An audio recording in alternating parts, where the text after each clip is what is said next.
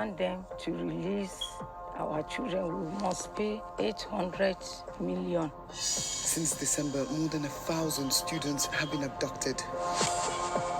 The kidnappers are demanding money. The only way to end kidnapping is for society to take a stand that we will not pay. If your child's been taken, all you'd want is for them to come back home.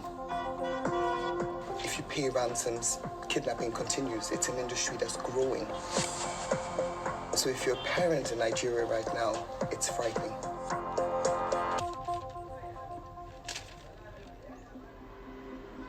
Since the kidnapping of the Chibok girls in 2014, the mass abduction of school children has become an increasingly common phenomenon here in Nigeria. And every time it follows a similar chilling pattern. Armed gunmen storm dormitories in the middle of the night, often arriving by foot or by motorbike, and take dozens of students with them into nearby forests. 39 students and staff were seized from a forestry school in the northern state of Kaduna in early March. A video of the hostages was sent to their parents on social media, and the kidnappers are demanding a large ransom. I want to hear! Yes! I want to affirm! Parents are calling for action. But state authorities believe the payment of ransom is fueling further kidnappings. They're threatening to prosecute anyone negotiating with kidnappers, including parents. But it's a price some are willing to pay. My children are in the bush, there with the bandits, pointed to with AK-47. But I'm here in the house. Now, if I'm under the detention of state government, I don't think there will be any policeman or soldier that will point a gun to me. You'd be safer than they I are will be in the safer bush. in the hand of government more than my children in the hand of the bandit. I feel that I should be arrested. It will make me create more history. Over the past 7 months, a wave of kidnappings targeting schools and universities has swept northern Nigeria. There have been 9 mass abductions of students across 5 states. Many believe the payment of ransom has created an industry. More than 1,000 students and staff have been taken. 9 students have been killed. But Kaduna State's decision to take a stand against the payment of ransoms has had devastating consequences. Gangs have increased attacks in defiance.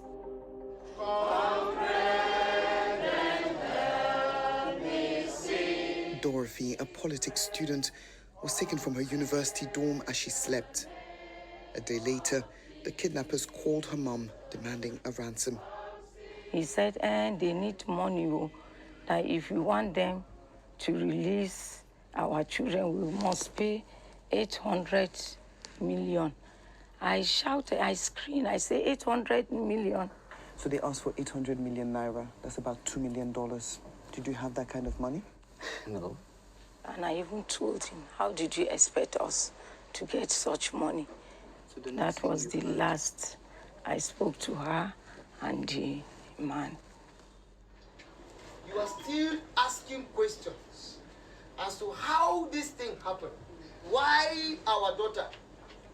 Just 2 days later, Mr. Yohana got a call from the university telling him to come to a local hospital.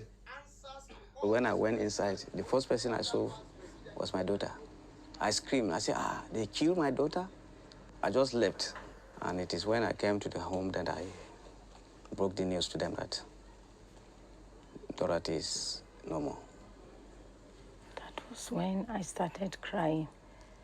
That was when my voice now ceased, since that very day. You know, the more you speak to parents whose children have been kidnapped, the more overwhelming this problem is. I became a parent myself a year ago, and so of course I understand. If your child's been taken, all you'd want is for them to come back home. But then there's the other side of the argument. If you pay ransoms, kidnapping continues. It's an industry that's growing. And so if you're a parent in Nigeria right now, it's frightening because you want it to stop. But then you want your children to come back, and there are no clear answers. 5 students from the same university were killed altogether. Eventually, the remaining abductees were released after their parents paid the kidnappers the equivalent of $360,000. But Nasir El-Rufai, the governor of Kaduna State, isn't backing down. There will be no negotiation. The only way to end kidnapping is for society to take a stand that we will not pay. I know the pain of losing children, but I have to subordinate that to the overall interest of the society which elected me to provide leadership. I commiserate with their parents, I sympathize with them, but that will not change our stand. The Nigerian government has long denied links between criminal groups operating in northwestern Nigeria and the extremist group Boko Haram in the northeast. But in recent months, they've acknowledged that the two security crises may now be connected. Security has definitely improved. Those that are, I think many parents when would we disagree came with into you. office, Boko Haram occupied how many local governments in Borno State? Today they are restricted to one enclave. Should they have been wiped out? Yeah. While we're filming, there's news of Mr. and Mrs. Sani's daughters, Victory and Rejoice, the missing girls from the forestry school. They finally made it home. There are joyful prayers this time as the girls are reunited with their family. Rejoice and Victory, you're home. Welcome home. It was hell to be there, very terrible. Sleeping outside, see dangerous insects, scorpions, snakes around. One of the hardest things being around those people was waking up every day to see gunmen on your head. Mrs. Sani, what's it like to have your daughters home with you? How do you feel? I feel good. I feel happiness when I see them. Do you want to continue with your education? Yes, definitely we'll continue. What about you, Rejoice? Are you scared to keep going to school, especially if you have to sleep there? No, we'll continue the education, but not there.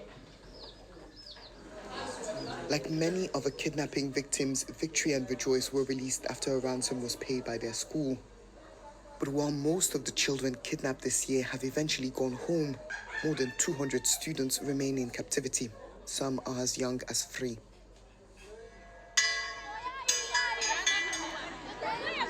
Even before the kidnappings, only 1 in 2 children in northern Nigeria attended school. Now, schools here are no longer secure. Many have been forced to close, and families continue to live in fear that their child could be the next to be taken.